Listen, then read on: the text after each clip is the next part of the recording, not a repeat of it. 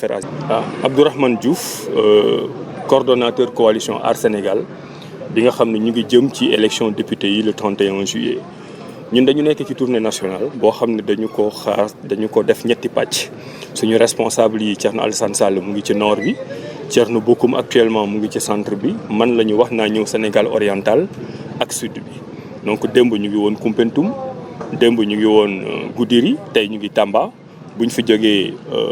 Vélingara la ñuy dem bu ñu jógee Vélingara dem Kolda continuer Sédhiou Bignona ba Ziguinchor li ñuy def nag lu simple la warul woon sax war a am coow parce que dañu nekk ay candidats état accepté ko ñu bokk ci 8 coalitions yi nga xam ne ñooy jongante ñu yor nag suñuy flyers ci période de pré-campagne di ci liggéey di wan sénégalais yi buñ ñu falee ñun fan lañ jëmee ak ñoom pour ñu xàmmee suñu ay mandarga loolu amul benn loi Sénégal bu ko condamné article L61 boobu ñuy wax condamné wul loolu li ñu bañ mooy nga nekk comme kuy def campagne électorale ànd ak ay télé ak ay rajo ñuy wane li ñuy def ñun defuñu ko d'ailleurs yow loolu bu muy xew nekkoo fi woon ñun rek ñoo nekkoon suñu biir di wax ak askan bi booy def politique nag bëgg nit ñi fal la le minimum mooy ngay wax ak ñoom. bi loolu amee policiers yi ñoo ñëw gaare suñu tànk nañu arrêté ñu ne ñun nañ leen wax lu tax ñu war a arrêté ñu passe ma seen commandant bi tudd Coly ma ne ko Coly ñun duñu arrêté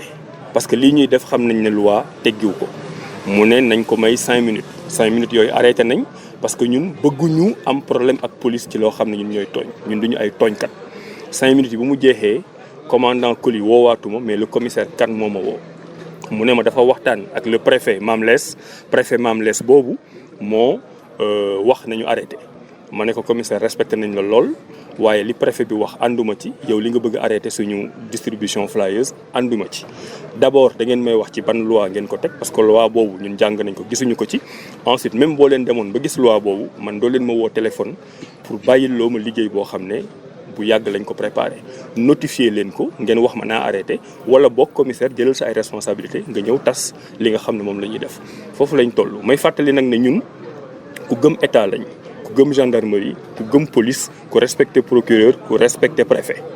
waaye nag préfet ak commissaire ak commandant ëpp ñu doole ci réew mi ñoom li leen loi may ñu ngi koy doxal dañ koy respecté li ñu yoon may nañ ñu may ñu respecté ko li ci doy waar nag mooy lii xam nañ ne ñun dafa jóge ci ay yeneen homme politique yoo xam ne ñu ngi dëkk ci dëkk bi amoon fi tur yàgg liggéey ci ay droits de l'homme yoo xam ni xalaatoon nañ ni du lii mooy doon seen taxawaay élection lañ jëm ci ngor ci jàmm ak salaam ku mën sa morom duma ku askan bi fal na la fal waaye nañu may ku nekk mu continuer def lu muy def ñun nag waa Aar Sénégal du ñu tooñ kenn waaye du ñu nangu kenn du ñu bundu xataal donc ñu ngi encore Tambacounda ba ci kanam ñu ngi distribuer suñuy flyers ngoon bi dinañ dem Vélingara def ko fa guddi Kolda la ñuy fan yi di ñëw dinañ dem Sédhiou dinañ dem Bignona dinañ dem Ziguinchor dinañ continuer def lii ñuy def dans le respect des lois ba lu ñu ci fay lu ñu ci góobe gar ko jërëjëf. Alors nous sommes en tournée nationale. Il y a des responsables de la coalition qui sont dans le nord, d'autres au centre. Moi, on m'a confié la responsabilité de venir au Sénégal oriental et dans le sud. Donc hier, nous étions à Koumpentoum et à Goudiri. Aujourd'hui, nous sommes à Tamba. Après, nous allons continuer sur Vélingara et Kolda. Alors, nous faisons ce qu'une coalition normale doit faire dans une période de pré-campagne. Nous avons constitué une délégation, nous avons nos flyers et nous marchons dans les rues de Tambacounda pour sensibiliser les gens par rapport au vote qui doit arriver et par rapport au programme de législatif de la coalition Aar Sénégal. Donc c'est une activité citoyenne simple, sans aucune sophistication, sans aucune propagande, sans la présence d'aucun média. D'ailleurs, vous-même, vous n'y étiez pas. Et c'est dans ce sens-là que que le commandant Coly d'abord nous a interpellés pour nous demander d'arrêter de distribuer des flyers. Nous leur avons dit, je ne vois pas sur la base de quel article de loi ou sur la base de quelle réglementation nous devrions arrêter. Il m'a demandé d'attendre 5 minutes, ce que nous avons fait de façon très républicaine et très citoyenne. Et par la suite, c'est le commissaire Kane lui-même qui m'a appelé en me demandant d'arrêter de distribuer les flyers parce qu'il venait de recevoir les instructions du préfet. Alors nous avons dit au commandant Coly, au commissaire Kane et au préfet Mame Less, si je ne m'abuse, que nous sommes une coalition qui est acceptée pour compétir lors de ces prochaines élections législatives. Nous connaissons très bien la réglementation, notamment l'article 61 dont il parle. Ce qui est visé, ce n'est pas le fait de distribuer des flyers et de